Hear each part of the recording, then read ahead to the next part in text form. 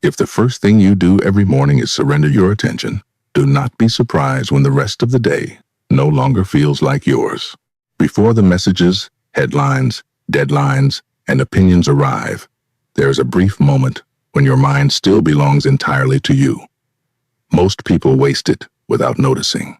They reach for a screen, reopen yesterday's worries, compare themselves to strangers, and allow the world to choose the first thought of the day. By the time their feet touch the floor, their inner state has already been decided by something outside them. A Stoic would call this a quiet form of slavery. Marcus Aurelius carried the weight of an empire, war, illness, betrayal, and responsibility. Yet in private, he repeatedly returned to one battlefield, his own mind. He understood that a person can command armies and still be ruled by anger, fear, appetite, or approval. Real authority begins when you stop giving every external event permission to govern your inner life. That is why the first words you speak to yourself matter. Not because words are magic, and not because repeating a sentence can erase pain. They matter because language directs attention, attention shapes judgment, and judgment influences action. What you rehearse becomes easier to believe. What you repeatedly believe becomes easier to obey. Every morning, your mind asks a question before you consciously hear it. Who is in charge today? Fear is ready with an answer. So is regret. So is resentment. The unfinished argument from last night wants to continue. The future wants to overwhelm you with problems that have not happened. Social media wants to tell you who is ahead, what you lack, and why your life is not enough. If you do not answer deliberately, one of those voices will answer for you. This is where Stoic practice becomes intensely practical. Stoicism is not pretending you feel nothing. It is not forcing yourself to smile while your life is falling apart. It is the discipline of meeting reality without surrendering your reason. You may feel anger without becoming cruel. You may feel fear without obeying it. You may experience pain without allowing pain to decide what kind of person you become. Over the course of this message, you will be given 5 morning declarations. Each one is designed to interrupt a destructive mental habit: automatic reaction, avoidance of discomfort, obsession with the past or future, dependence on approval, and the exhausting need to control what was never yours to control. But understand this clearly. Saying them once will change nothing. The transformation begins when the words become decisions. When life provokes you and you remember what you practiced. When someone disrespects you and you refuse to hand them your self-command.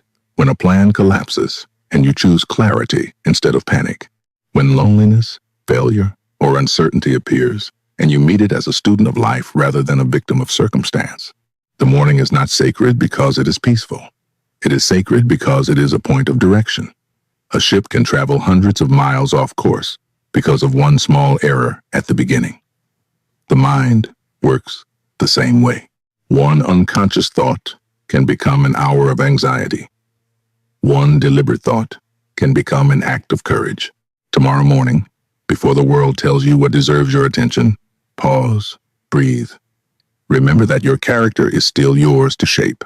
And begin with the first declaration, the one that separates a person who is ruled by events from a person who remains free within them. I choose my response. Life will test this sentence before the day is over. A message will arrive that changes your plans. Someone will speak carelessly. A financial problem will become more complicated. A person you trusted may disappoint you. Your body may feel tired. Your patience may run thin. And an old fear may return without warning. None of this asks for your permission. But what happens next is not entirely outside your power. This is one of the central truths of Stoicism. You do not control the event, but you participate in the meaning you give it. You cannot command another person's behavior, reverse the past, or guarantee tomorrow. You can, however, choose whether the moment will drag you into panic, bitterness, cruelty, or self-pity. Most people do not respond. They react. Reaction is fast, familiar, and emotional. It sends the angry message. It assumes the worst. It turns one disappointment into a verdict on life. It allows a stranger's insult to occupy the mind for hours. It confuses the first feeling with the final decision. A Stoic creates distance between the two. Marcus Aurelius faced military conflict, political betrayal, disease, loss, and the pressure of ruling an empire. He could not prevent every crisis. He could not make every person loyal, every battle successful, or every day peaceful. What remained his responsibility was the quality of his judgment and the character of his next action. That is the responsibility you reclaim when you say, I choose my response. You are not claiming that you control your first emotional reaction. Fear may still rise. Anger may still burn. Grief may still enter the room. Stoicism does not demand that you become less human. It asks that you become less obedient to every emotion that appears. Feel the anger, but do not let it speak for you. Feel the fear, but do not let it choose your direction. Feel the betrayal, but do not let another person's failure turn you into someone you no longer respect. Imagine that someone dismisses your work in front of others. Your ego immediately wants revenge. It wants to defend, attack, or prove your worth. The old pattern is ready, but because you began the day with a deliberate instruction, a pause appears. In that pause, ask, what belongs to me here? Their tone does not. Their opinion does not. Their need to embarrass you does not. What belongs to you is your posture, your words, your restraint, and the decision to act according to your values, rather than their behavior. That pause is freedom. Or perhaps the test is private. A plan fails, and your mind begins building a disaster out of one setback. It tells you that nothing works, that you are behind, that the future is collapsing. Again, pause. Separate fact from interpretation. Something went wrong. That is the fact. Everything is ruined is a judgment. You may need to adjust, grieve, ask for help, or begin again. But none of those actions require panic. The Stoic does not ask, how do I make life stop testing me? The Stoic asks, who will I become when the test arrives? This practice becomes stronger through repetition. Each morning, speak the words slowly. I choose my response. Then carry them into the day. Use them before replying to a difficult message. Use them when traffic, criticism, rejection, or uncertainty tries to take command of your mind. You will not succeed every time. Some reactions will still escape before wisdom arrives. Do not turn that failure into another excuse for self-contempt. Notice it. Learn from it. Repair what you can. Then practice again. Self-mastery is not built by never falling. It is built by refusing to remain unconscious. You are not a leaf, moved by every wind. You are not required to become the mood of the room. You are not powerless, simply because you cannot control the situation. Your freedom begins the moment you stop asking the world to behave before you choose to behave well. But choosing your response is only the beginning. The next challenge is harder. Learning to stop treating discomfort as proof that you are on the wrong path. Growth lives here. Most people assume discomfort means something has gone wrong. They feel resistance and retreat. They struggle, become uncertain, and take that uncertainty as evidence that they should stop. But discomfort is often not a warning. It is the price of becoming someone your old habits cannot yet support. Stoicism does not teach you to seek pain for its own sake. Suffering is not automatically noble, and hardship is not always meaningful. But when difficulty is unavoidable, a Stoic refuses to waste it. The question is no longer, why is this happening to me? It becomes, what can this train in me? Patience, courage, discipline, honesty, endurance. Marcus Aurelius lived under pressures most people will never experience. War at the borders, disease across the empire, political betrayal, personal grief. He could not choose an easy life, but he could choose whether hardship would corrupt his character or strengthen it. That choice still exists for you. Perhaps you're learning something new and feel embarrassingly slow. Your first attempts are clumsy. Others appear more talented. Your mind tells you to quit before anyone sees how inexperienced you are. But that humiliation is not proof that you lack ability. It is the natural distance between a beginner and the person practice may allow you to become. Growth lives here. It lives in the hour when no result is visible, but you continue anyway. It lives in the repetition no one praises. It lives in the decision to remain a student when your ego wants the protection of appearing competent. The same is true emotionally. You may need to set a boundary with someone who has grown comfortable ignoring your needs. The conversation frightens you. Your body tightens. Your mind produces 100 reasons to remain silent. You tell yourself you are keeping the peace, but the peace exists only because you continue betraying yourself. The fear does not necessarily mean the boundary is wrong. It may mean you are doing something your nervous system has never learned to do. Growth lives here in the trembling voice that still tells the truth.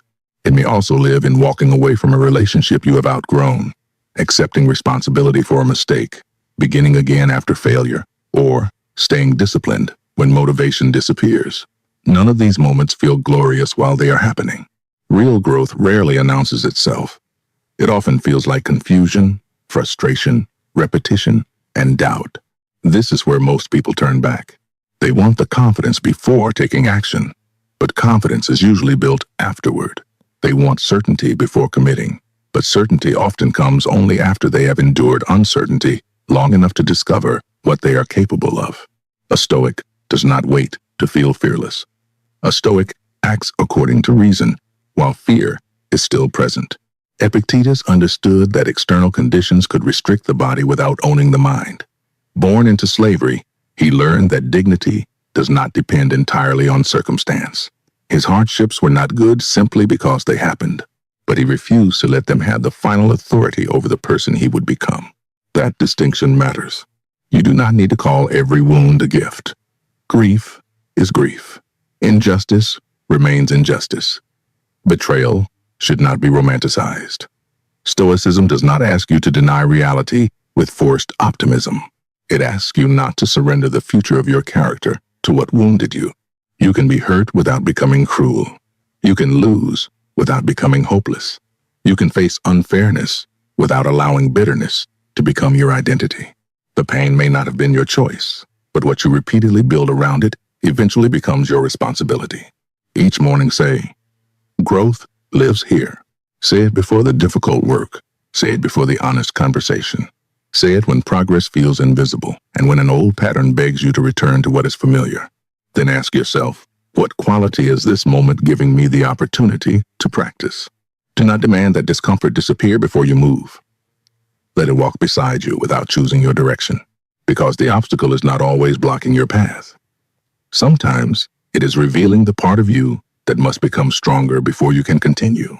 But growth requires more than enduring difficulty. It also requires your full presence, and most people lose today while arguing with yesterday or fearing tomorrow. Today matters most. Yesterday can teach you, but it cannot receive another decision. Tomorrow can be prepared for, but it cannot be lived in advance. Your power exists only here in the narrow space of this day. Yet most people abandon the present without realizing it. Their body is in the room, but their mind is somewhere else. They replay an old mistake, rehearse a future disaster, or carry 5 days of responsibility before the first one has even begun. Then they wonder why they feel exhausted before taking a single meaningful action. The mind was never designed to live in 3 times at once. Marcus Aurelius repeatedly reminded himself to return to the task in front of him, not because the past was meaningless or the future did not matter, but because character can only be practiced now. You cannot act courageously yesterday. You cannot exercise discipline next week.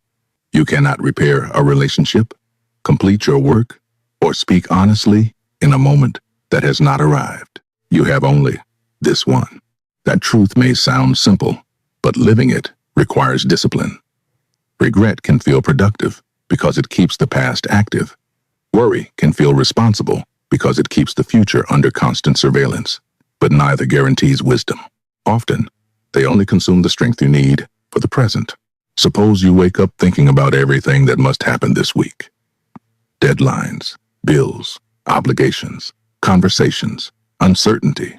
Your mind tries to solve all of it at once, and the weight of 5 imagined days presses against your chest. Say the words, "Today matters most." This does not erase your responsibilities. It organizes them. What belongs to this hour? What can be completed, clarified, or begun now? Perhaps it is one phone call, one page, one honest conversation, or one decision you have delayed. The future will arrive one present moment at a time. You do not have to carry it all before it comes. For others, the prison is not tomorrow, but yesterday. You remember who you were, what you lost, what you failed to say, or the decision you wish you could reverse. The mind returns to the scene as if enough punishment could somehow change the ending. But regret that produces no correction is only repeated suffering. Stoicism does not ask you to ignore your past. It asks you to use it properly. Learn the lesson. Make amends where possible. Accept what cannot be repaired. Then allow today to become evidence that you are no longer the same person. You honor the past by living more wisely now, not by bleeding into it forever. Perhaps you once betrayed your values. Perhaps fear kept you silent. Perhaps you wasted years seeking approval from people who never intended to understand you. Those facts may be painful, but they do not have to remain your identity. Today is where change becomes visible. Today is where discipline stops being an idea and becomes behavior. Today is where forgiveness becomes a conversation, self-respect becomes a boundary, and courage becomes one uncomfortable action. Seneca treated each day as a complete life in miniature. The lesson is not that long-term goals are useless. It is that a meaningful future is built from days that were not wasted. So ask yourself each morning, if this day were my entire life, what would deserve my attention? Would you spend it proving yourself to strangers? Would you surrender hours to resentment? Would you postpone the work, love, or truth that matters? Memento mori is not meant to make you afraid of death. It is meant to rescue you from unconscious living. One day, there will be no more mornings to postpone yourself into. Say it again. Today matters most. Be present in the conversation. Do the work in front of you. Stop demanding that yesterday become different or that tomorrow provide guarantees. Neither will obey you. But this day is still open. Use it before it becomes another memory you wish you had lived more fully. And once you return to the present, another question appears. Can you act from self-respect without making your worth dependent on achievement, attention, or approval? I am enough. These words are easy to misunderstand. They do not mean you have nothing left to learn. They do not excuse laziness, arrogance, or refusal to change. A Stoic would never confuse self-acceptance with stagnation. They mean something more demanding. Your worth is not waiting at the end of another achievement. You have been trained to believe that peace must be earned. To become more successful, more attractive, more admired, more productive, then perhaps you will be allowed to respect yourself. But every time you reach the next milestone, the standard moves again. There is always another person ahead of you, another goal to chase, another reason to feel incomplete. This is how a life becomes a performance. You begin choosing work for applause rather than purpose. You stay in relationships where you are tolerated because being alone feels like proof of failure. You silence your convictions to remain acceptable. You measure your value through attention, income, appearance, status, or the approval of people who are often uncertain of their own worth. The world benefits when you feel incomplete. An insecure person is easier to persuade, easier to control, and easier to keep chasing. Stoicism offers another foundation. Your deepest value does not come from what can be taken away. Reputation changes, money disappears, beauty fades. People praise you one day and misunderstand you the next. If your identity is built on these things, your peace will always belong to circumstances. What remains yours is your capacity to choose character. You can act with courage when no one applauds. You can tell the truth when dishonesty would be rewarded. You can treat people justly, even when they cannot advance your position. You can remain disciplined when no audience is watching. This is where self-respect begins. Marcus Aurelius held extraordinary power, yet his private writings repeatedly brought him back to humility, duty, and the temporary nature of reputation. He understood that being admired by thousands could not make a corrupt action good, nor could criticism make a virtuous action worthless. Your character is not decided by the crowd. Suppose someone questions a decision you made carefully. In the past, their disapproval might have unsettled you for days. You would replay the conversation, construct imaginary defenses, and wonder whether you had permission to trust your own judgment. Now pause and say, I am enough. That does not mean their perspective has no value. Wisdom listens. Arrogance refuses correction. But listening is different from surrendering your identity. You can consider criticism without allowing another person to become the judge of your entire worth. Ask yourself, is there truth here that can improve me? If there is, accept it without humiliation. If there is not, release it without hatred. Perhaps the harshest judgment comes from within. You look at your life and notice only what is missing. You compare your beginning to someone else's visible success. You magnify your mistakes while treating your strengths as accidents. The inner critic claims it is pushing you forward, but often it only keeps you ashamed, distracted, and afraid to act. Self-contempt is not discipline. You do not become better by repeatedly telling yourself that you are fundamentally unworthy. Real improvement grows from honesty, joined with respect. You can admit that you failed without declaring yourself a failure. You can recognize weakness without making weakness your identity. Say the words each morning, I am enough. Enough to begin before you feel ready. Enough to be alone rather than betray yourself for company. Enough to say no without writing a courtroom defense. Enough to make a mistake, learn from it, and continue. You are unfinished, but you are not empty. The goal is not to become someone who needs nothing from others. Human beings need love, friendship, guidance, and belonging. The goal is to stop demanding that other people constantly prove you deserve to exist. Let praise be pleasant, not necessary. Let criticism be information, not a sentence. Let success be useful, not the source of your identity. When you stop begging the world to confirm your worth, you become free to focus on something greater than being admired, living well. But even self-respect can become fragile when you insist that life follow your plans. The next declaration asks you to loosen your grip on everything that was never truly yours to command. I release control. Your exhaustion may not come from how much you are doing. It may come from how much you are trying to control.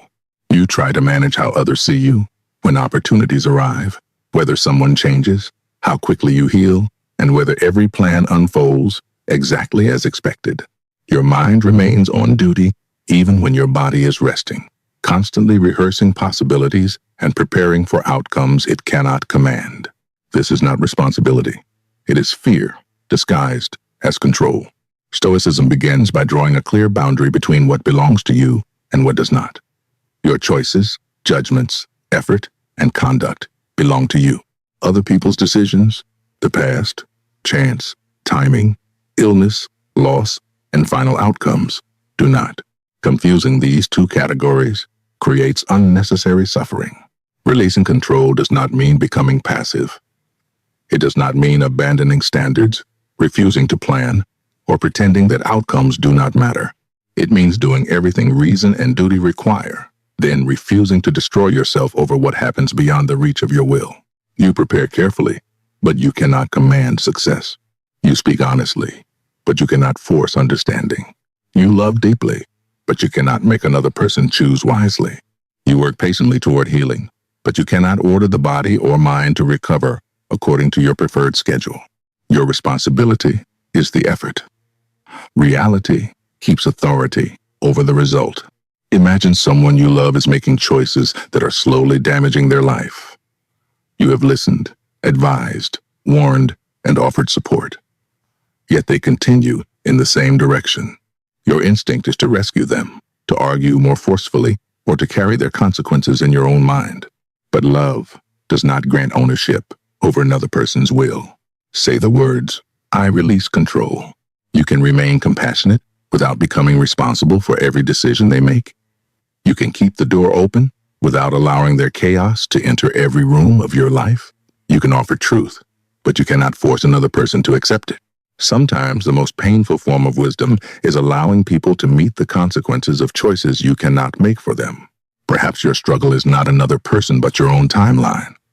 You believe you would be further ahead by now. You imagined a certain career, relationship, income, home, or level of peace. Instead, life brought delays, closed doors, failures, and seasons that made no sense. Now you are not only living your actual life, you are comparing it to the life you expected. That comparison turns delay into humiliation. It makes every detour feel like evidence that you have failed. But the calendar in your mind is not a law of nature. You can set goals and move toward them with discipline. What you cannot do is force life to obey the schedule your younger self created without knowing what the journey would demand. Marcus Aurelius commanded armies, yet he could not guarantee victory. He governed an empire, yet he could not prevent disease, political conflict, betrayal, or death. His practice was not to control the uncontrollable. It was to return repeatedly to what still belonged to him, acting with reason, justice, courage, and restraint.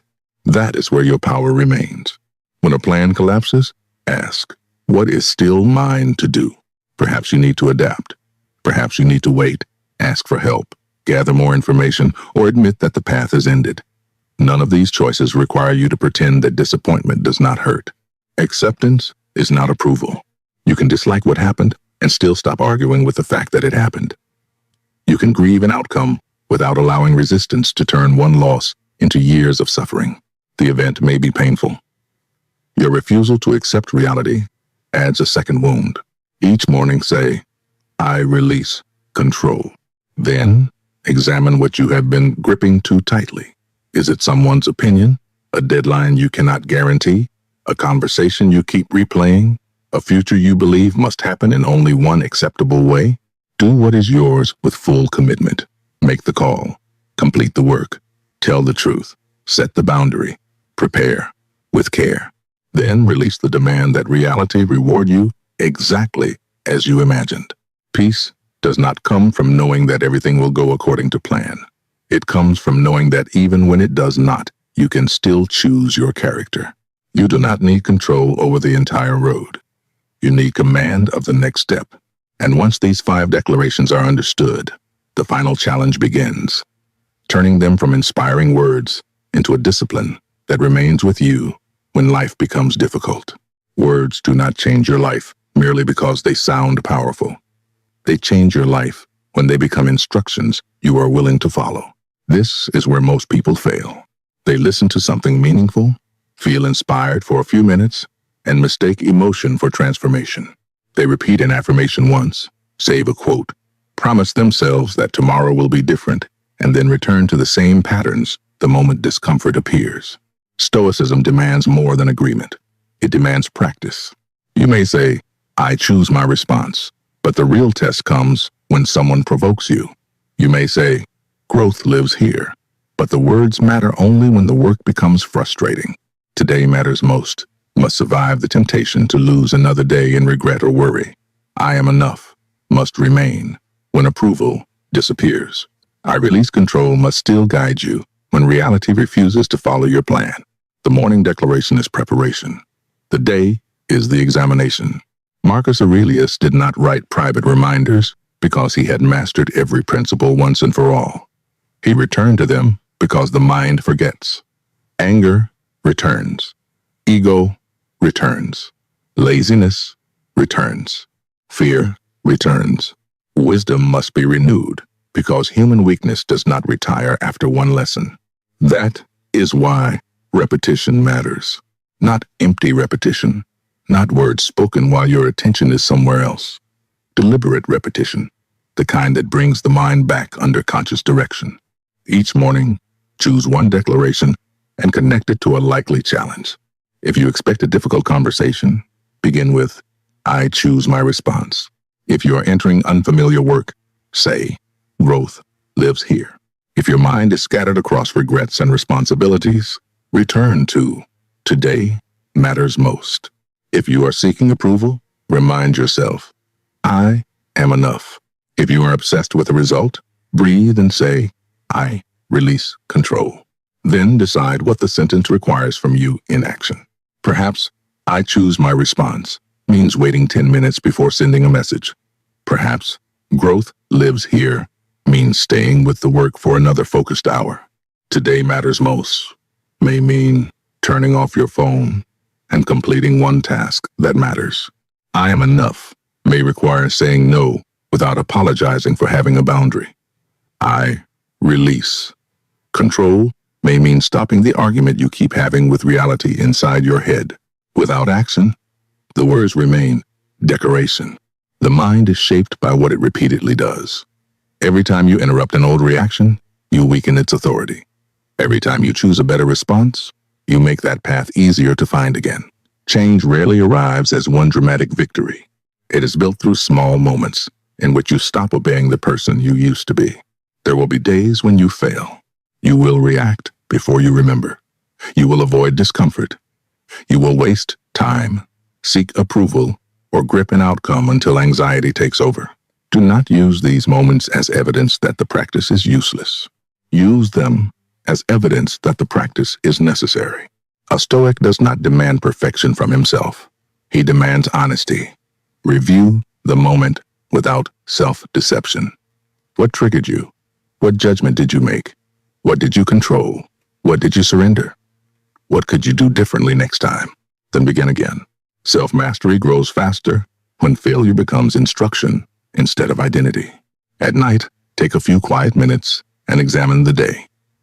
Where did you remain free? Where did you hand your peace away? Where did you act from character? And where did you act from impulse? Do not conduct this review like a prosecutor.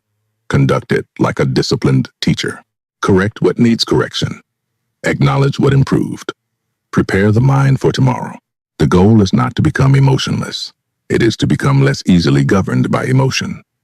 The goal is not to control life. It is to stop allowing uncontrollable life to control the quality of your character. These 5 declarations are not promises that the day will be easy. They are promises about how you intend to meet it. And when repeated long enough, they become more than morning words. They become a way of standing in the world calmer under pressure, clearer in uncertainty, and less willing to exchange inner freedom for temporary emotion. But one final truth remains. Your time to build that person is limited. The last lesson is not simply about changing your thoughts. It is about deciding what kind of life those thoughts will create before your mornings run out. One morning, you will wake up for the last time. You will not know it is the last. The sunlight may enter the room, as it always has. Your phone may hold ordinary messages. Your mind may begin rehearsing familiar worries. Yet the number of mornings remaining to you will have reached 1. Memento mori is not a threat. It is a call to attention. Marcus Aurelius lived close to death. He saw war, disease, political violence, and the sudden disappearance of people who once seemed permanent. He understood that time is not merely passing around us. It is carrying us with it. That is why these 5 declarations matter. I choose my response. Remind you that no insult, setback, or betrayal deserves ownership of your character. Growth lives here teaches you to stop fleeing every difficulty that could strengthen your courage, patience, or discipline. Today matters most, returns you from the ghosts of yesterday and the imagined disasters of tomorrow. I am enough frees you from building your entire identity around applause, status, and comparison. I release control allows you to act with full effort without demanding that reality obey your preferred outcome. Together, they form a discipline of inner freedom. But freedom is not something you possess once and keep forever. It must be protected. Every day, the world will offer you reasons to surrender it. Someone will provoke you. Fear will predict catastrophe. Comfort will ask you to delay your growth. Regret will invite you backward. Approval will tempt you to abandon yourself. Control will promise safety if you worry hard enough. Your task is not to silence every voice. Your task is to decide which one you will obey. This is the battlefield inside the mind. It is fought in moments that appear insignificant. The breath before an angry reply, the decision to work when motivation is absent, the refusal to reopen a wound for the 100th time, the courage to leave what dishonors you, and the humility to accept what cannot be changed. No crowd may see these victories. That does not make them small. A person who governs himself in private possesses a strength that public success cannot provide. He does not need every situation to be comfortable. He does not need every person to approve. He does not need the future to make promises before he acts with dignity today. This is not perfection. You will still become impatient. You will still overthink. You may react badly, waste time, seek approval, or try to control what lies beyond you. When that happens, return. Return without drama. Return without declaring yourself broken. The Stoics practiced because they understood that wisdom must be chosen repeatedly. A difficult day does not cancel your progress. One mistake does not erase your character. What matters is whether you remain unconscious or wake up again. Tomorrow morning, do not rush toward the world. Remain still for a moment. Notice the breath entering your body. Recognize that another day has been placed in your hands, but not guaranteed to remain there. Then speak deliberately. I choose my response. Growth lives here. Today matters most. I am enough. I release control. Do not say them as wishes. Say them as responsibilities. Then rise and prove them through conduct. Let your patience prove the first. Let your courage prove the second. Let your attention prove the third. Let your boundaries prove the fourth. Let your acceptance prove the fifth. Your life will not be transformed by the words you admire. It will be transformed by the principles you practice when admiration fades and difficulty begins. Marcus Aurelius wrote to himself in silence because he knew an empire could not save a man who had lost command of his own mind. The same truth confronts you now. You may gain attention, money, influence, and achievement, yet remain internally ruled by fear and reaction. Or you can begin building something no circumstance can easily take from you. A disciplined mind, an honorable character, and a peace that does not depend on the world behaving well. Your mornings are not endless. Use the next one wisely. If you are choosing self-command over reaction, write this in the comments. I govern my mind.